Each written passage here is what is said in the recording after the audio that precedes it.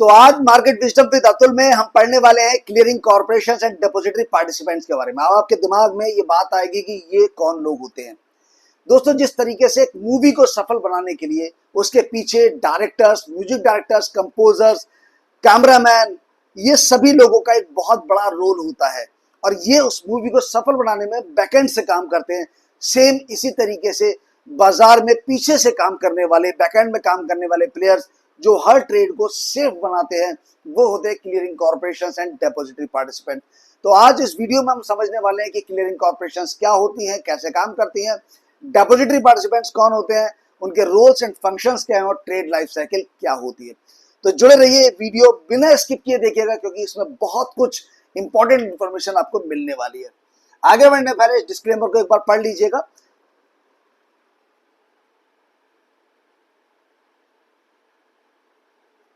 चलिए शुरुआत करते हैं और आज इस वीडियो में हम लोग क्या क्या चीजें कवर करने वाले हैं उसको पहले हम लोग क्विकली देख लेते हैं।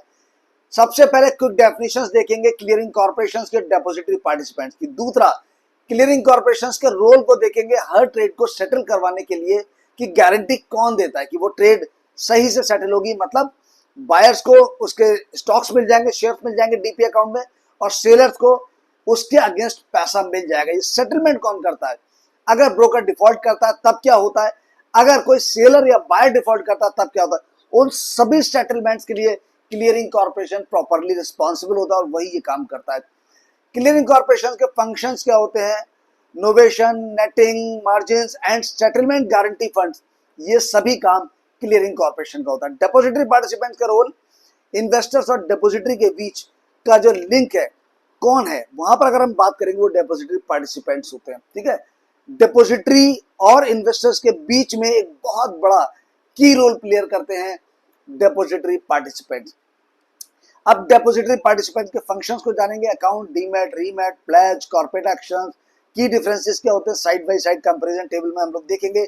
इनकी ट्रेड लाइफ साइकिल को हम लोग देखेंगे कि ऑर्डर से लेके डीमैट क्रेडिट तक दोनों कैसे साथ साथ काम करते हैं। तो उस पूरे वीडियो में ये 7 टॉपिक्स हम लोग कवर करने वाले हैं, तो ध्यान से देखिएगा, स्किप मत कीजिएगा क्योंकि जब आप बाजार में उतर रहे हैं, अपना पैसा लगा रहे हैं, तो थोड़ा सा टाइम इन्वेस्ट करके ये जो मैंडेटरी इंफॉर्मेशन है जो आपको जाननी ही चाहिए, इसका ये वीडियो आप मिस मत कीजिएगा। तो चलिए आगे बढ़ते हैं और सबसे पहले हम लोग जानते हैं क्विक डेफिनेशंस के बारे में, एक लाइन में क्या फर्क है इन दोनों के बारे में। क्लियरिंग कॉर्पोरेशंस क्या होती है? वो इंस्टीट्यूशन जो हर ट्रेड के बीच में आकर एक गारंटी देता है कि भाई सेटलमेंट जरूर होगा, चाहे कोई ब्रोकर डिफॉल्ट कर जाए कोई फर्क नहीं पड़ता, लेकिन अगर कोई ट्रेड एक्सचेंज से एग्जीक्यूट हो गई है, अगर किसी बायर ने एग्जीक्यूशन कर दिया 100 शेयर्स खरीदने का और सेलर ने 100 शेयर बेचने का, और अगर आपको ट्रेड एग्जीक्यूशन आपकी हो चुकी है, तो अगर बायर डिफॉल्ट भी कर जाता तब भी क्लियरिंग कॉर्पोरेशन की रिस्पॉन्सिबिलिटी है कि आपके बाई बॉट जो आपने 100 शेयर्स खरीदे वो आपके डीमेट में क्रेडिट हो और सेलर्स ने जो 100 शेयर बेचे उसके अगेंस्ट जो मनी है वो उसके ट्रेडिंग अकाउंट में क्रेडिट हो जाए। ये गारंटी देता है clearing corporation. For example NSC clearing limited यानी कि एनसीएल, तो यहां पर एनएससी के लिए है एनसीएल। डिपॉजिटरी पार्टिसिपेंट्स क्या होते हैं? डिपॉजिटरी एनएसडीएल होती है और सीएचडी, ये दोनों डिपॉजिटरीज होते हैं। ठीक है, जब एक्सचेंज आपके ऑर्डर का एग्जीक्यूट कर देता है तो वो डिपॉजिटरीज को भेजता है और डिपॉजिटरी क्या होती है? आपके उस एग्जीक्यूटेड ऑर्डर को वेरीफाइड करती हैं विद क्लियरिंग कॉर्पोरेशन के साथ और उसके बाद जो भी शेयर्स आपने परचेज किए होते हैं वो आपके डीमैट अकाउंट में क्रेडिट करती हैं, सेलर के डीमैट अकाउंट से डेबिट करती हैं। फंड आपके डीमैट अकाउंट, आपके ट्रेडिंग अकाउंट से फंड डेबिट होता है और सेलर के ट्रेडिंग अकाउंट में फंड क्रेडिट हो जाता है। ये काम डिपॉजिटरीज का होता है, एनएसडीएल और सीडीएसएल का। अब इनका जो एजेंट होता है जो कि इन्वेस्टर के लिए डीमैट अकाउंट खोलता है, उसको मैनेज करता है, आपका ब्रोकर या बैंक कोई भी हो सकता है, वो डिपॉजिटरी पार्टिसिपेंट। अगर आपका डीमैट अकाउंट बैंक के साथ है तो वो डिपॉजिटरी पार्टिसिपेंट है। अगर आपका डीमैट अकाउंट ग्रो में है, जीरोधा में है, शेरखान में है, एंजल वन में, तो ये सभी डिपॉजिटरी पार्टिसिपेंट्स है, like the Zerodha, HDFC bank, axis bank etcetera. Okay, understand. चलिए आगे बढ़ते हैं और आगे जानते हैं हम लोग यहाँ पर क्लियरिंग कॉर्पोरेशन मार्केट में उसका जो रोल है वो क्या है। ये देखिए, अब यहां पर हम लोग समझेंगे कि ये कैसे प्रॉब्लम को सॉर्ट आउट करता है, ठीक है। बिना क्लियरिंग कॉर्पोरेशन के हर बायर को डर रहता है कि सेलर अपना वादा निभाएगा या नहीं निभाएगा। मैंने उसको पैसे दे दिए, क्या वो मुझे क्वांटिटी देगा या नहीं देगा। काउंटर पार्टी रिस्क आपका रहता ही रहता है। अगर वहां पर क्लियरिंग कॉर्पोरेशन नहीं होगा, अगर एक थर्ड पार्टी जो आपके ट्रेड को जैसे आप मकान लेने जाते हैं और आप लैंडलॉर्ड को 10,000 का एडवांस पे आउट कर देते हैं कि भाई मैं ये रेंट पे आने वाला हूँ। अब जब आप जाते हैं उसका मकान को लेने के लिए तो वो मना कर देता है और वहां पर कोई भी कारण हो सकता है वो डिनाई कर देता है आपको। तब क्या होता है कि या तो आप फाइट करेंगे या फिर आप कहेंगे कि अगर वो ताकतवर हुआ तो आप छोड़ के चले जाएंगे, अगर आप ताकतवर हो तो आप उससे लड़ेंगे, वो एक अलग बात है। बट वहां पर हमेशा काउंटर पार्टी रिश्ता रहता है। लेकिन जब आप ब्रोकर को बीच में डालते हैं और आप ब्रोकर के माध्यम से 10,000 उस लैंडलॉर्ड को दिलवाते हैं तो ये ब्रोकर की रिस्पॉन्सिबिलिटी बन जाती है कि वो सेटलमेंट कंप्लीट होना चाहिए, वो काउंटर पार्टी रिस्क नहीं होना चाहिए, ठीक है। तो वहीं पर क्लियरिंग कॉर्पोरेशन होता है जो कि ये वादा निभाता है कि भैया काउंटर पार्टी रिस्क नहीं होगा। क्लियरिंग कॉर्पोरेशन हर ट्रेड के बीच में आकर बायर के लिए सेलर और सेलर के लिए बायर बन जाता है। बायर के लिए सेलर और सेलर के लिए बायर बन जाता है। मतलब कहने का तात्पर्य है अगर आपने 100 क्वांटिटी बाई की है तो आपको अगर ब्रोकर नहीं भी देता, डिफॉल्ट करता, तो वो क्लियरिंग कॉर्पोरेशन है वो देगा आपको 100 क्वांटिटी, क्योंकि आपको ऑर्डर एग्जीक्यूट हो चुका है। अगर आपने 100 क्वांटिटी बेची है तो अगर ब्रोकर डिफॉल्ट कर देता है तब भी आपको उसके अगेंस्ट का जो मनी होगा वो क्लियरिंग कॉर्पोरेशन ही देगा, क्योंकि वो आपके लिए बायर या सेलर बन जाता है। इस प्रोसेस को नोवेशन कहते हैं। इस प्रोसेस को क्या कहते हैं मेरे भाई?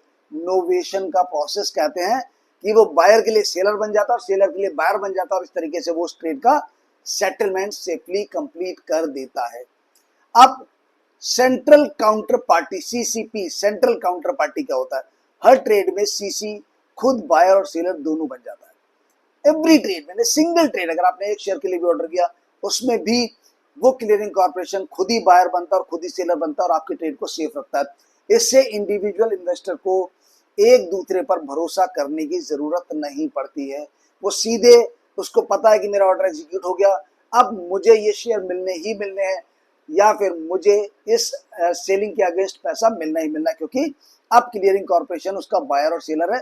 जो दूसरे एंड पे बैठा है इन्वेस्टर है वो बायर है, सेलर नहीं है, क्लियरिंग कॉर्पोरेशन है। यानी कि अब आपको ये तो पता चल गया कि अगर आपने कोई शेयर बेच दिए हैं तो आपका पैसा डूबने नहीं वाला, क्योंकि आपने वो शेयर डायरेक्टली क्लियरिंग कॉर्पोरेशन को बेच दिए।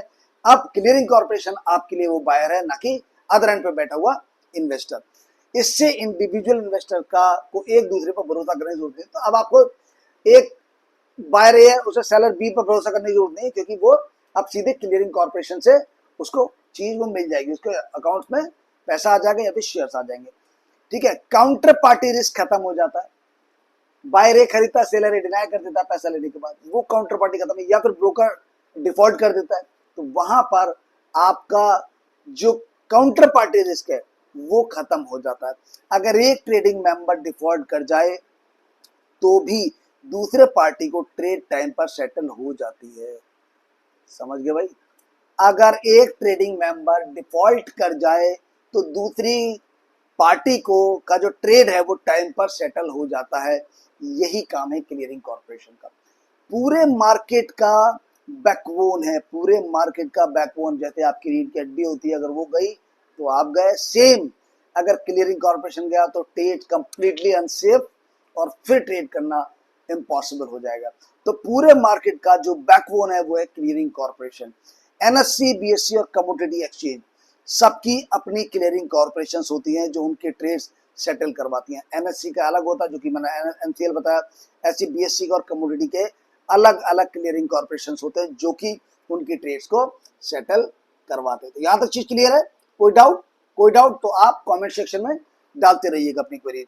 नाउ क्लियरिंग कॉर्पोरेशन के की फंक्शंस क्या होते हैं? 4 मेन काम होते हैं जो हर ट्रेडिंग डे पे ये करता है। पहला, क्लियरिंग यानी नेटिंग। क्लियरिंग को क्या बोलते हैं? नेटिंग बोलते हैं। फिर से आप इन टर्मिनोलॉजीज को आप लिख लीजिएगा। क्लियरिंग को बोलते हैं नेटिंग, और जब वो पार्टी के लिए बायर और सेलर खुद बन जाता है, उसको नोवेशन बोलते हैं। ठीक है, दिन भर के सारे ट्रेड्स को नेट करके हर मेंबर का final buy sell obligation calculate करता है। आप देख सकते हैं कितना काम है इनका। ठीक है, हर ट्रेड को अलग अलग सेटल करने के बजाय वो क्या करता है, हर मेंबर का final buy sell obligation calculate करता है, फाइनल आज के दिन का, और वहां पर फिर वो उन ऑब्लिगेशन को सेटल आउट करता है। ये नेटिंग का काम होता है, नेटिंग, इसको क्लियरिंग बोलते हैं, नेटिंग। दूसरा, सेटलमेंट की गारंटी देता है, फंड पे इन एंड पे आउट और सिक्योरिटीज ट्रांसफर को कोऑर्डिनेट करता है, यानी कि पैसा आएगा आपके अकाउंट में या आपके अकाउंट से जाएगा, आप बाई कर रहे हो, सेल कर रहे हो, साथ ही सिक्योरिटी ट्रांसफर को, जो आपने बेचा खरीदा है, उसको भी कोऑर्डिनेट करता है। और delivery versus payment, DVP, delivery versus payment, मेरे अकाउंट से शेयर जाएंगे और दूसरे के अकाउंट से पैसा आएगा मेरे में, डीवीपी को इंश्योर करता है। सिक्योरिटीज तभी मूव होती हैं जब पेमेंट हो जाता है, आपके डीमेट में तभी सिक्योरिटी मूव होंगी जब पेमेंट हो जाएगा। यानी कि डेपोजिटरी पार्टिसिपेंट और डेपोजिटरीज के बीच में भी, जैसे इन्वेस्टर और डेपोजिटरी के बीच में डेपोजिटरी पार्टिसिपेंट होता है, सेम जो आपका एक्सचेंज होता है, जब वो एक्सचेंज आपका जो आपका एक्सचेंज है एनएससी बीएससी, उन एक्सचेंज के बीच में और डेपोजिटरीज के बीच में, यानी कि एनएससी और बीएससी, इनके बीच में क्लियरिंग कॉर्पोरेशन, और तब डेपोजिटरी होता है डीपी, ये डेपोजिटरी डी यहाँ पर डेपोजिटरी। तो एनएससी बीएससी के बीच में सीसी आता है, मतलब यहाँ से एक्सचेंज जाता है, फिर ये क्लियर करता है कि हाँ भाई पेमेंट आ गया है, अब अकाउंट में हम और इधर शेयर्स भी आ चुके हैं, तब ये क्लैरिटी देता है। तब आपका डेपोजिटरी क्या करता है कि बायर के अकाउंट में शेयर्स क्रेडिट करता है, सेलर के अकाउंट में फंड क्रेडिट करता है, और कंप्लीट सेटलमेंट हो जाता है। तो सिक्योरिटी तभी मूव होती है जब फाइनल पेमेंट हो जाता है। रिस्क मार्जिन, यानी रिस्क मैनेजमेंट, मार्जिन पे अब चूंकि प्लेज करते हैं, मार्जिन लेते हैं, मार्जिन ट्रेडिंग होती है, तो ट्रेडिंग मेंबर से इनिशियल मार्जिन और mark to market M2M margin collect करता है। यानी कि जब आप फ्यूचर करते हो तो फ्यूचर्स में, एफओ में मार्क टू मार्जिन होता है, मार्क टू मार्केट होता है, तो उनमें M2M होता है। यानी कि आज आपका 10,000 रुपये माइनस हो गया, नीचे आ गया, तो आपको नेक्स्ट डे आपको 10,000 क्रेडिट करना पड़ता है अकाउंट के अंदर। तो ये सभी चीजें, बाकी जो ट्रेडिंग मेंबर्स हैं, आप जो नॉर्मल डिलीवरी ले रहे हो, वहाँ पर अगर आपने मार्जिन लिया है कुछ दिनों के लिए, तो वो इनिशियल मार्जिन जो है या मार्क टू मार्केट मार्जिन जो है वो कलेक्ट करता है ट्रेडर से, ताकि प्राइस मूवमेंट का रिस्क कवर हो सके। तो इसको क्या बोलते हैं, रिस्क मैनेजमेंट को मार्जिन बोलते हैं। सेटलमेंट गारंटी फंड SGF अब एक डेडिकेटेड फंड मेंटेन करता है। अब ये क्या करता है, सेटलमेंट गारंटीड फंड, ये एक फंड भी मेंटेन करता है डेडिकेटेड। अगर कोई मेंबर डिफॉल्ट करे तो इसी फंड से दूसरी पार्टी का सेटलमेंट कंप्लीट किया जाता है। मतलब एक रिजर्व रखा जाता है कि अगर कोई पार्टी, वैसे तो ऐसा होता नहीं है, लेकिन फिर भी ये मान के चला जाता है कि अगर कोई पार्टी, लाइक अगर ब्रोकर ही कहीं पर डिफॉल्ट कर जाता है, तो इस फंड के माध्यम से वो सेटलमेंट कंप्लीट किया जाता है। उसको SGF बोलते हैं। तो clearing, netting, settlement guarantee, margin and SGF, ये 4 की फंक्शंस होते हैं क्लियरिंग कॉर्पोरेशन के। तो यहाँ तक मुझे लगता है कि आपको क्लियर हो गया होगा, नहीं तो आप एक बार दोबारा से वीडियो चला के आप देख सकते हैं। ठीक है, और कोई डाउट रहता है, कुछ भी क्वेरी रहती है, तो आप नो डाउट बिना हेजिटेट हुए आप कमेंट सेक्शन में डालिएगा, मैं आपकी क्वेरीज को सॉर्ट आउट करूंगा। अगर कोई ब्रोकर डिफॉल्ट कर दे तब क्या होता है। अब जैसे हमने बात की थी कि भाई ब्रोकर डिफॉल्ट कर दे तो सीसी जो क्लियरिंग कॉर्पोरेशन है वो उस ट्रेड को सेटल करता है। लेकिन अगर कोई ब्रोकर, मान के चलिए, कोई डिफॉल्ट कर देता है, तब क्या होता है। सेटलमेंट गारंटी फंड SGF का असली कमाल यहीं पर दिखाई देता है। अब ये SGF जो हमने अभी आप देखेंगे, जो हमने पीछे पर SGF पढ़ा था कि एक डेडिकेटेड फंड मेंटेन करता है, अगर कोई मेंबर डिफॉल्ट करे तो इसी फंड से दूसरी पार्टी का सेटलमेंट कंप्लीट किया जाता है। तो अब यहाँ पर जब कोई ब्रोकर डिफॉल्ट कर देता है तब क्या होता है, तो सेटलमेंट गारंटी फंड SGF का असली कमाल यहीं पर दिखाई देता है। ब्रोकर डिफॉल्ट करता है, पेमेंट या सिक्योरिटीज टाइम पर डिलीवर नहीं करता। जैसे आपको कभी कभी पहले मैसेजेस आते थे, आई डोंट नो अभी आते नहीं आते होंगे कुछ लोगों को, मुझे भी आते, कि आपने खरीदे, उसने कह दिया ये शेयर्स अवेलेबल नहीं है। अब चूंकि अवेलेबल नहीं है तो क्या होता है, तब आपका वो ऑक्शंस में जाते हैं और आपको वो जो आपका बाइंग प्राइस था उसी प्राइस पे दिए जाते हैं, बट ऑक्शंस में आपके बदले के वो शेयर्स मार्केट से खरीदे जाते हैं। क्लियरिंग कॉर्पोरेशन कदम रखता है वहां पर जब आपकी सिक्योरिटीज टाइम पर डिलीवर नहीं हो पाती due to unavailability of the security, तब क्या करता है यहाँ पर ब्रोकर का डिफॉल्ट हो जाता है कि वो फेल्ड हो गया आपको जो भी आपकी बॉट क्वांटिटीज थी उनको डिलीवर करने में। सीसी अपनी सेटलमेंट गारंटी फंड यूज करता है, वहां पर वो ऑक्शंस में जाता है और फिर ऑक्शन से आपको शेयर्स को, ठीक है, वो ऑक्शन में जाता है, शेयर परचेज करता है, उसके बाद वो शेयर्स आपके डीमैट अकाउंट में इन कपल ऑफ डेज आपके क्रेडिट हो जाते हैं। तो ये काम आपका क्लियरिंग कॉर्पोरेशन करता है। अगर ये नहीं होता तो भाई आपका पैसा चला गया, ब्रोकर कहता भाई कि स्टॉक्स अवेलेबल नहीं है, उस कंपनी के शेयर्स अवेलेबल नहीं है, ठीक है, तो वहां पर आपको नुकसान होता कि आपका पैसा भी गया और आपको शेयर्स भी नहीं मिले। वहां पर क्लियरिंग कॉर्पोरेशन आता है और वो अपने जो एसजीएफ फंड है उससे उस कंपनी के शेयर्स के ऑक्शंस में जाता है, शेयर्स परचेज करता है और आपको डिलीवर करता है, ठीक है। उसके बाद डेपोजिटरीज को बेचता है, डेपोजिटरी आपके जो डीमैट अकाउंट है वहां पर क्रेडिट करती है। दूसरी पार्टी को फर्क नहीं पड़ता, जिसने बेचा था या जिसने खरीदा था उसको फर्क नहीं पड़ता, क्योंकि वहां से तो पैसा हो गया भाई। जो सेलर था उसने शेयर्स को बेच दिया और वो शेयर्स आपके ब्रोकर तक आ गए, आपने पैसा दे दिया और वो सेलर तक पहुंच गया पैसा। अब वो सेलर को पैसा तो पहुंच गया लेकिन आपको स्टॉक शेयर्स नहीं आए, तो सेलर को जो पैसा पहुंच गया वो उससे रिफंड नहीं लिया जाता है, उससे कोई मतलब नहीं, क्योंकि उसने तो क्वांटिटी बेच दी थी, उसको उसके अगेंस्ट पैसा मिल गया, उसका ट्रेड सेटल हो गया। अभी आपका ट्रेड सेटल नहीं हुआ क्योंकि आपने पैसा दे दिया लेकिन आपके उसके अगेंस्ट शेयर्स नहीं आए। तो वहां पर क्लियरिंग कॉर्पोरेशन जो होता है वो ऑक्शन करता है और शेयर्स को मार्केट से परचेज करके वहां पर वो आपके लिए बायर बन जाता है, खरीदेगा और फिर वो डिपॉजिटरी को बेचेगा और फिर आपका जो शेयर्स होंगे वो आपके डिमेट में क्रेडिट हो जाते हैं। दूसरी पार्टी को फर्क नहीं पड़ता, उनका ट्रेड टाइम पर पूरा सेटल हो जाता है, उससे कोई फर्क नहीं पड़ता।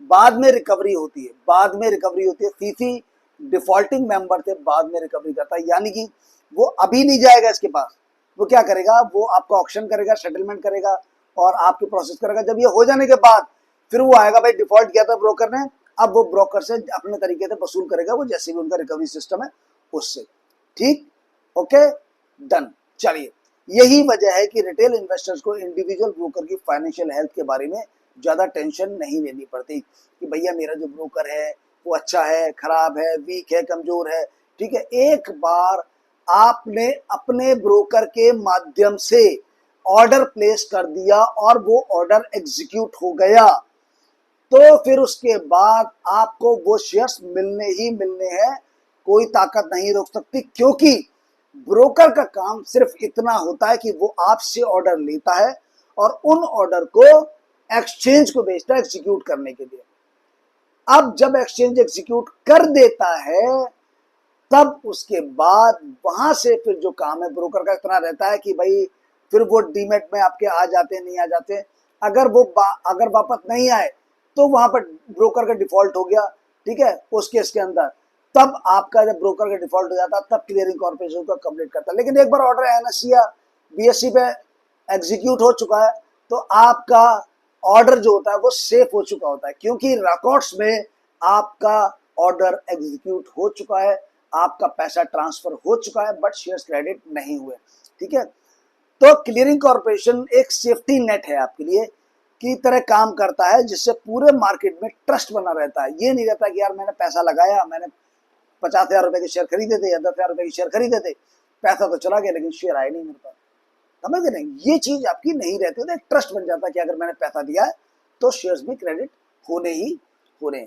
तो क्लियर है, यहाँ पर कोई डाउट किसी भी तरह का नहीं है ना। चलिए, डिपॉजिटरी पार्टिसिपेंट मार्केट में रोल क्या क्या है इनका, इन्वेस्टर और डिपॉजिटरी के बीच का जरूरी लिंक, यानी कि अगर हम बोले कि यहाँ पर आप इन्वेस्टर हैं और यहाँ पर डिपॉजिटरी है तो आप इससे डायरेक्टली रिलेटेड नहीं है, तो यहाँ पर आता है एक डीपी और ये आप दोनों के बीच में काम करता है एज ए लिंक की तरह। मतलब यहाँ पर आप डिपॉजिट इंटरेक्ट करता है डिपॉजिटरी पार्टिसिपेंट से और आप इंटरेक्ट करते हैं डिपॉजिटरी पार्टिसिपेंट से, दोनों से। तो आप भी डिपॉजिटरी पार्टिसिपेंट से इंटरेक्ट करते हैं और डिपॉजिटरी भी इनसे करता है, लेकिन आप और डिपॉजिटरी आपस में नहीं करते हैं। एनएसडीएल और सीडीएसएल कभी इन्वेस्टर से डायरेक्टली डील नहीं करते हैं। डिपॉजिटरी पार्टिसिपेंट डीपी जैसे आपका ब्रोकर या बैंक है, डिपॉजिटरी का एक रजिस्टर्ड एजेंट की होता है जो आम इन्वेस्टर्स के लिए डीमैट अकाउंट खोलता है और मैनेज करता है। डिपॉजिटरी का रजिस्टर्ड एजेंट यानी कि डिपॉजिटरीज का एक रजिस्टर्ड एजेंट होता है। सेबी और डिपॉजिटरी यानी एनएसडीएल सीडीएसएल दोनों से रजिस्टर्ड होकर ही कोई एंटिटी डीपी बन सकती है। मतलब डीपी बनने के लिए आपको एनएसडीएल सीडीएसएल से भी रजिस्टर्ड होना पड़ता है और सेबी से भी रजिस्टर्ड होना पड़ता है। इन्वेस्टर फेसिंग इंटरफेस, आपका हर इंटरेक्शन, अकाउंट खोलना, सेटलमेंट देखना, कंप्लेंट करना, लेजर बैलेंस देखना, ठीक है, फंड ट्रांसफरिंग करना, वो सभी डीपी के थ्रू ही होता है, यानी कि डिपॉजिटरी पार्टिसिपेंट के थ्रू होता है। वहां पर आपका डिपॉजिटरी से कोई इंटरेक्ट नहीं होता है। ब्रोकर और बैंक दोनों, ज्यादातर स्टॉक ब्रोकर, ज़ेरोधा स्टॉक्स या फिर bank, SBI, HDFC, ICICI bank DP का रोल निभाते हैं, ठीक है। बाकी आपको कोई और दूसरा भी ब्रोकर हो सकता है, बट उससे कोई फर्क नहीं पड़ता। वो सभी एक एजेंट की तरह काम करते हैं जो कि डिपॉजिटरी के अंडर में होते हैं। चलिए आगे बढ़ते हैं। डिपॉजिटरी पार्टिसिपेंट के की फंक्शंस क्या क्या होते हैं, इसको जानते हैं। यहाँ पर 6 काम डीपी रोजमर्रा में करता है, इन्वेस्टर्स के लिए करता है, ठीक है।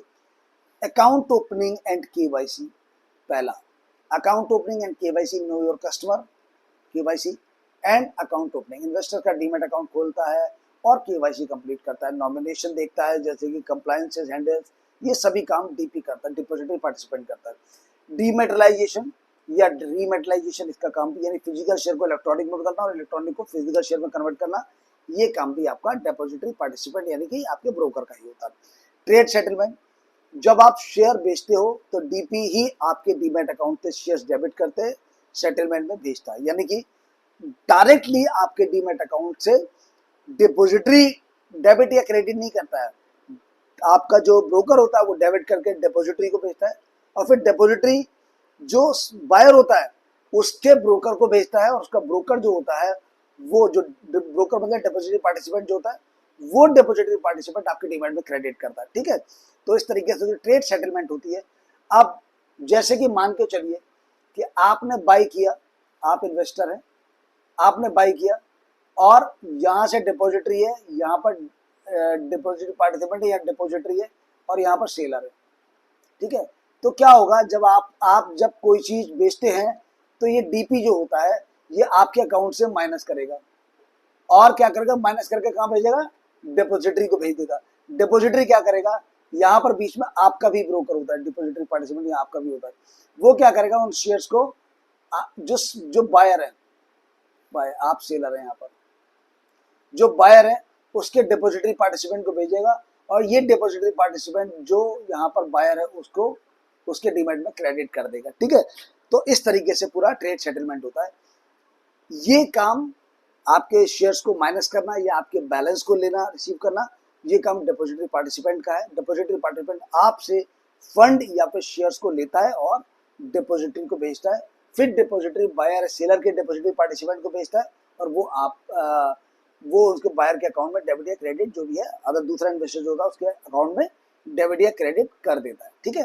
तो ट्रेड सेटलमेंट में ये एक काम करता है जो एक मीडिएटर की तरह रोल प्ले करता है। अब यहाँ पर डिपॉजिटरी को आपने यहाँ पर समझिए, यहाँ पर डिपॉजिटरी पार्टिसिपेंट यहाँ पर शेयर्स बेचे, यहाँ पर जब डिपॉजिटरी ने शेयर्स आ गए और यहाँ पर डीपी को भेजे कि भैया आप जो बायर के अकाउंट में क्रेडिट कर दो, यहाँ पर डिफॉल्ट कर दिया। जब ये यहाँ पर डिफॉल्ट कर देता है, क्रेडिट नहीं करता है, तब यहाँ पर क्लियरिंग कॉर्पोरेशन आता है, वो अपने एसजीएफ से उन शेयर्स को ऑक्शन करता है और बायर के अकाउंट में क्रेडिट करता है और बाद में निपटता है इस डीपी से कि भैया तुमने डिफॉल्ट क्यों किया था, ठीक है। प्लेज हाइपोथिकेशन, आप अपने सेलर को लोन या मार्जिन के अगेंस्ट प्लेज करना चाहें तो डीपी ही ये फैसिलिटी देता है, ठीक है। लोन लेना है, प्लेजिंग करना है, तो ये सभी काम आपका डीपी के थ्रू होता है। कॉर्पोरेट एक्शंस हो गए, डिविडेंड हो गया, बोनस शेयर्स हो गए, स्टॉक स्प्लिट हो गया, आपके राइट शेयर्स हो गए, ये सभी आपके अकाउंट में क्रेडिट करवाने में मदद करता है आपका डिपॉजिटरी पार्टिसिपेंट अर्थात आपका broker. Statements and supports, consolidated account statement देखने हैं, लेजर बैलेंसेस देखने हैं, आपको ट्रांजैक्शंस देखने हैं, तो सभी ये जो ग्राइवेंसेस हैं इन सभी को आपका डिपॉजिटरी पार्टिसिपेंट यानी कि आपका ब्रोकर हैंडल करता है। तो अब आपको समझ में आ गया डिपॉजिटरी पार्टिसिपेंट के क्या क्या रोल होते हैं। Account opening, KYC, dematerialisation, rematerialisation, trade settlement, pledge hypothecation, corporate actions, ठीक है, एंड सेटलमेंट एंड सपोर्ट। ये मेन की फंक्शंस होते हैं डिपॉजिटरी पार्टिसिपेंट्स के। चलिए आगे बढ़ते हैं। अब डिपॉजिटरी पार्टिसिपेंट का रियल एग्जांपल एक बार देख लेते हैं। सिर्फ एग्जांपल है, देखिए यहाँ पर ये कोई इस वीडियो के माध्यम से आपको कोई बाई सेल का रिकमेंडेशन नहीं किया जा रहा है, केवल नॉलेज पर्पस के लिए वीडियो बनाया गया है। तो आप उसको केवल समझने के पर्पस से देखिएगा, कोई ट्रेड इनिशिएट नहीं करनी है आपको, उसके लिए आप अपनी सेल्फ की एनालिसिस कीजिएगा। अब स्टॉक ब्रोकर्स कौन कौन से हैं, ठीक है, कौन कौन से डिपॉजिटरी पार्टिसिपेंट है? जीरोधा हो गया, अप स्टॉक्स है, ग्रो है, एंजल वन है, आईसीआईसी डायरेक्ट है। बैंक्स कौन थे? HDFC bank, ICICI bank, SBI, Axis bank, Kotak Mahindra bank. ये कुछ एग्जांपल्स जो मैंने आपके साथ शेयर किए हैं। इसका मतलब ये नहीं कि यही बस वो ब्रोकर्स हैं, और भी हैं इनके अलावा, ये मैंने आपको एक एग्जांपल दिया। और बैंक्स भी, अदर बैंक्स भी हैं जो कि आपके डीपी की तरह काम करते हैं। ये सिर्फ कुछ एग्जाम्पल है, पूरी लिस्ट नहीं है। आप अपना डीपी अपने डीमैट अकाउंट के कंसोलिडेटेड स्टेटमेंट कैश में चेक कर सकते हैं, ठीक है। तो ये सब चीजें जो है आप इसको नोटिफाई कर सकते हैं। चलिए आगे बढ़ते हैं। Clearing corporation versus depository participant, इनका एक बार एक थोड़ा साइड बाय साइड कंपैरिजन कर लेते हैं। मेन काम क्या होता है क्लियरिंग कॉर्पोरेशन का? ट्रेड सेटलमेंट की गारंटी देना और रिस्क मैनेजमेंट करना। आपका ट्रेड एक बार एग्जीक्यूट हो गया तो सेटल होना ही होना है, चाहे फिर कुछ हो जाए, ठीक है।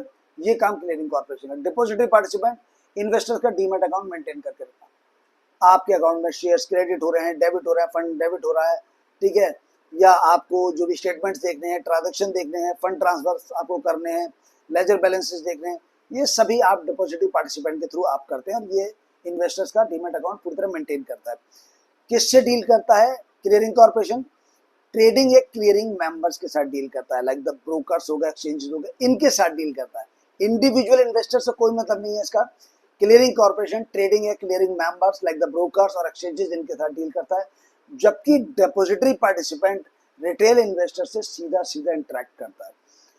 काम का क्या टाइप है, किस तरीके का काम करता है clearing corporation? Central counter party है, नेटिंग का काम करता है, मार्जिन का काम करता है, एसजीएफ का काम करता है, यानी कि आपकी ट्रेड्स को पूरी तरीके से सेफ एंड सिक्योर बनाने का काम क्लियरिंग कॉर्पोरेशन का होता है। डिपॉजिटरी पार्टिसिपेंट का काम होता है अकाउंट ओपनिंग का, डीमैट और रीमैट का, प्लेज का और स्टेटमेंट्स वगैरह जनरेट करने का डिपॉजिटरी पार्टिसिपेंट का काम होता है। इन्वेस्टर्स का डायरेक्ट कांटेक्ट नहीं होता है इनके साथ, बैकग्राउंड में काम करते हैं ये, इनसे इन्वेस्टर्स का कोई लेना देना नहीं होता। डिपॉजिटरी पार्टिसिपेंट का डायरेक्टली इंटरेक्शन होता है विद द इन्वेस्टर्स के साथ। ब्रोकर बैंक के थ्रू डायरेक्टली आप इंटरेक्ट कर सकते हैं। एग्जाम्पल्स, एनएससी क्लियरिंग कॉर्पोरेशन, ठीक है, ये आपकी क्लियरिंग कॉर्पोरेशन, इससे डायरेक्टली इन्वेस्टर इंटरेक्ट नहीं करता है। इंडियन क्लियरिंग कॉर्पोरेशन, ठीक है, आईसीसी। साथ ही डिपॉजिटरी पार्टिसिपेंट को Zerodha, HDFC bank, Groww, ICICI bank, Sharekhan, ये सभी डिपॉजिटरी पार्टिसिपेंट्स एग्जाम्पल हैं इनके। रेगुलेटर क्लियरिंग कॉर्पोरेशन को कौन रेगुलेट करता है? सेबी, मार्केट इंफ्रास्ट्रक्चर इंस्टीट्यूट, ठीक है। तो सेबी जो है वो क्लियरिंग कॉर्पोरेशन को रेगुलेट करता है, वहीं पर डिपॉजिटरी पार्टिसिपेंट को सेबी रेगुलेट करता है और साथ में डिपॉजिटरी यानी कि एनएसडीएल और सीडीएसएल दोनों ही मिलके इनको रेगुलेट करते हैं। यानी कि क्लियरिंग कॉर्पोरेशन को केवल सेबी रेगुलेट करता है, जबकि डिपॉजिटरी पार्टिसिपेंट को डिपॉजिटरीज, एनएसडीएल, सीडीएसएल और सेबी दोनों ही रेगुलेट करते हैं। ठीक है, यहां तक क्लियर है आपको? चलिए, ट्रेड लाइफ साइकिल दोनों कैसे साथ साथ काम करते हैं, दोनों का काम करने का तरीका क्या है, ऑर्डर प्लेस करने से लेकर डीमैट अकाउंट में शेयर्स आने तक कैसे काम होता है। आपका एक बार ऑर्डर प्लेस हो गया, इन्वेस्टर अपने ब्रोकर यानी डीपी से ऑर्डर प्लेस डलवा देता है, एक्सचेंज मैच करता है, एक्सचेंज मैच करने के बाद एनएससीएल बाई सेल आपका ऑर्डर मैच हो गया, आपका ऑर्डर एग्जीक्यूट हो गया, और जैसे एग्जीक्यूट हो गया अब उसके सेटलमेंट का काम आ जाता है क्लियरिंग कॉर्पोरेशन के पास। सीसी ऑब्लिगेशंस नेट करता है और सेटलमेंट की गारंटी देता है कि सेलर्स को फंड मिलेगा और बायर्स को शेयर्स क्रेडिट होंगे। तो ये काम जो होता है वो क्लियरिंग कॉर्पोरेशन कंप्लीट करता है। जब ये क्लियरिंग कॉर्पोरेशन कंप्लीट कर देता है तब ये डिपॉजिटरी के पास जाता है और डिपॉजिटरी बायर डीपी यानी कि डिपॉजिटरी पार्टिसिपेंट के थ्रू डिपॉजिटरी डायरेक्टली सेलर के अकाउंट में डेबिट और बायर के अकाउंट में क्रेडिट नहीं करता, डिपॉजिटरी बायर डीपी यानी डिपॉजिटरी पार्टिसिपेंट के थ्रू सेलर के अकाउंट से शेयर्स को डेबिट करता है और बायर के अकाउंट में शेयर्स को क्रेडिट करता है। बायर्स के ट्रेडिंग अकाउंट से फंड डेबिट करता है और सेलर के अकाउंट में फंड को क्रेडिट करने का काम। तो एनएसडीएल डीपी के थ्रू इन्वेस्टर्स का अकाउंट अपडेट करवाता है। डीमेट क्रेडिट, शेयर्स इन्वेस्टर्स के डीमेट अकाउंट में आ जाते हैं। तो ये कंप्लीट प्रोसेस होता है। इसमें ये जो है क्लियरिंग कॉर्पोरेशन ये गारंटी देता है कि अब जब आपका ऑर्डर एग्जीक्यूट हो चुका है तब आप यहाँ पर अपने ऑर्डर को फाइनली देख पाएंगे। ठीक है, चलिए, दोनों का कॉम्बिनेशन ही ट्रस्ट बनाता है। ऐसा नहीं कि अकेला यही सब कुछ कर लेता है, इन सभी का अपना अपना रोल है, लेकिन यहाँ पर सेटलमेंट की गारंटी जो होता है वो क्लियरिंग कॉर्पोरेशन देता है। ठीक है, क्लियरिंग कॉर्पोरेशन इंश्योर करता है कि ट्रेड फाइनली सेटल हो जाए, कोई डिफॉल्ट ना हो, एंड डिपॉजिटरी पार्टिसिपेंट इंश्योर करता है कि सिक्योरिटी सही इन्वेस्टर्स के अकाउंट में सेफली रिकॉर्ड हो जाए। सेफली सही इन्वेस्टर के, जिसने बाई किया है उसी के, ऐसा नहीं कि दूसरे के अकाउंट में क्रेडिट हो गई। तो किसके अकाउंट में क्रेडिट और किसके अकाउंट से डेबिट करना है, ये सारी जिम्मेदारी डिपॉजिटरी पार्टिसिपेंट की है। और अगर ट्रेड एग्जीक्यूट हो चुकी है तो उस ट्रेड को फाइनली सेटल करने का काम, क्लियर करने का काम क्लियरिंग कॉर्पोरेशन का होता है। तो ये पूरा एक आपका ट्रेड लाइफ साइकिल है जिसके बारे में हमने बात किया।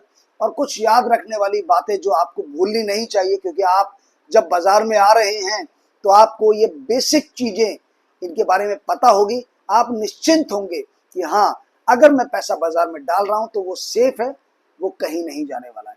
क्लियरिंग कॉर्पोरेशन हर ट्रेड के बीच में आकर नोवेशन करता है, यानी सेटलमेंट की गारंटी देता है।